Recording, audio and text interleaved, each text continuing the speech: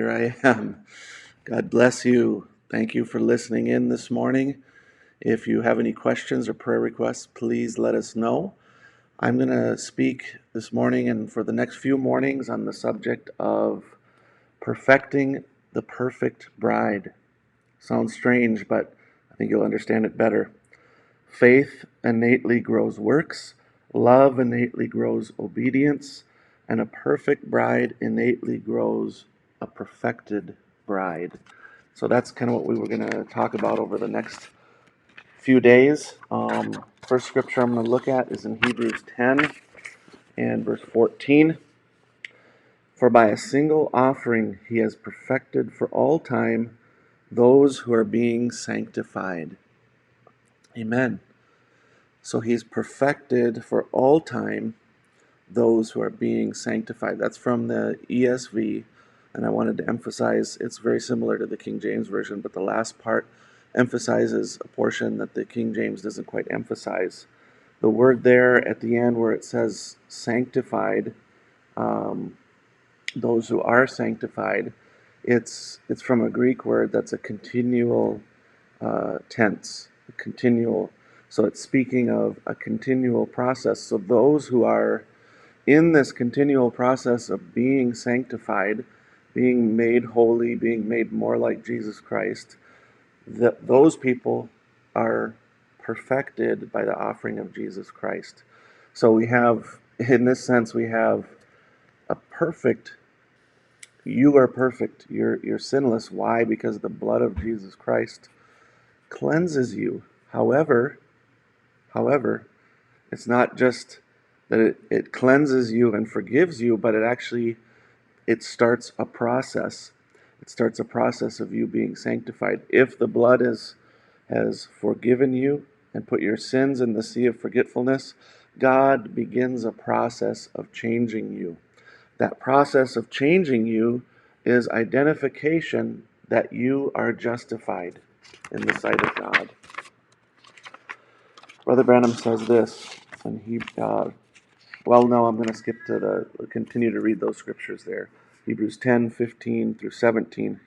Whereof the Holy Ghost also is a witness to us. For after that he had said before, This is the covenant that I will make with them after those days, saith the Lord.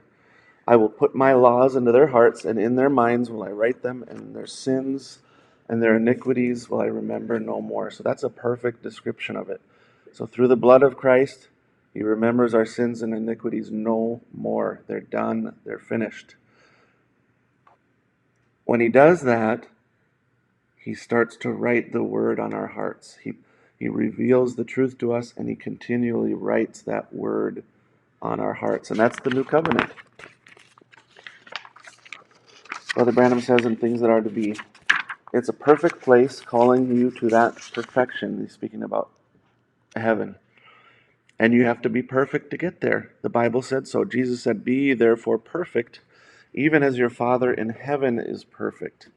It's a perfect kingdom, so it must be a perfect people come, because you have to stand and be married to a perfect Son of God, and you must be a perfect bride. Amen. So how can you do it through anything else but the perfect Word of God, which is the waters of separation that washes us from sins? Amen. That's right. The blood of Jesus Christ. Think of it. The dripping, bloody Word. Amen. The blood, the Word of God, bleeding blood to wash the bride in. Amen. Yes, sir. She stands perfect, virgin, unadulterated. She never sinned in the first place. Amen. She was trapped into it. See?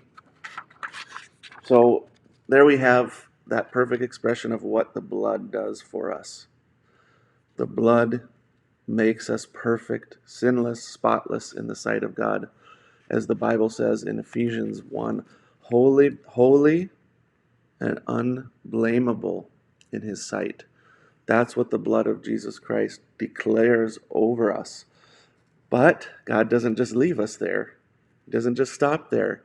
He begins to change us. He begins to transform us. He begins to take us from that sinful state, sinful heart, to the place where we are completely changed and are expressing Jesus Christ.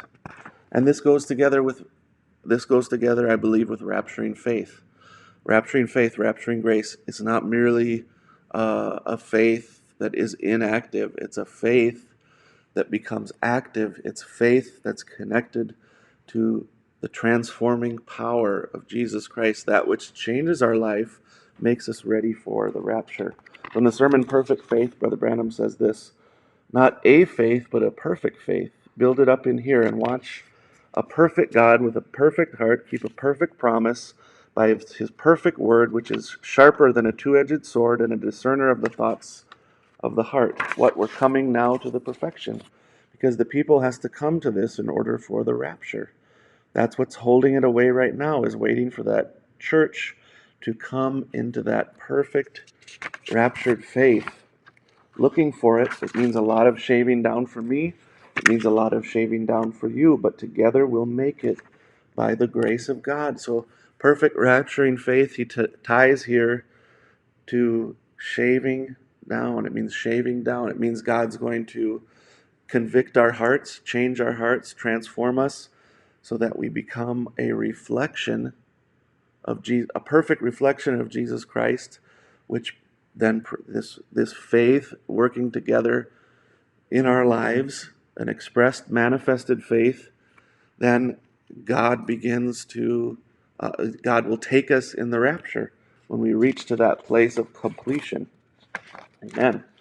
So Philippians 2:12 and 13, I'm going to read this from the Wuest translation. And this is an expanded translation, and he's looking at all the different tenses and things of the words, and I think it's really amazing expressing this wonderful thought here. Wherefore, my beloved ones, as you always obeyed, not as in my presence only, but now much more in my absence, carry to its ultimate conclusion your own salvation with the wholesome, serious caution and trembling. For God is the one who is constantly putting forth his energy in you, both in the form of your being desirous of and of your doing his good pleasure. So you obeyed in my presence, you're obeying even more in my absence. And he says, it says in the KJV, work out your salvation with fear and trembling. Work out your salvation with fear and trembling. All right. So how do we work out our salvation with fear and trembling? In Wuest translation is carried to its ultimate conclusion. In other words, it's like a math problem. There's an ultimate conclusion, which is rapturing faith. All right.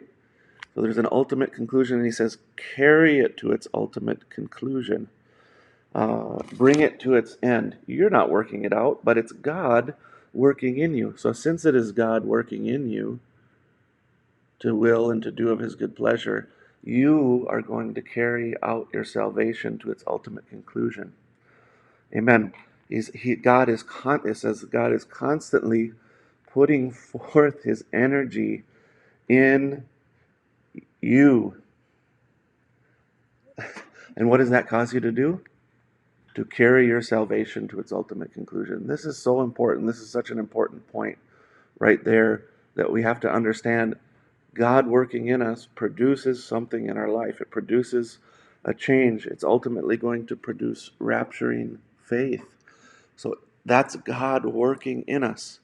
How do we know? How do we know we're perfected by the blood? How do we know God sees us as sinless and perfect?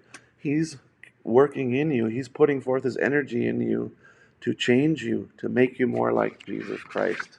And so we'll bring it to our conclusion on this time. If you have any questions or you have any feedback for me, please let me know. I'd love to answer any questions, or if you have any prayer requests, we'll certainly take those things before the Lord. May God richly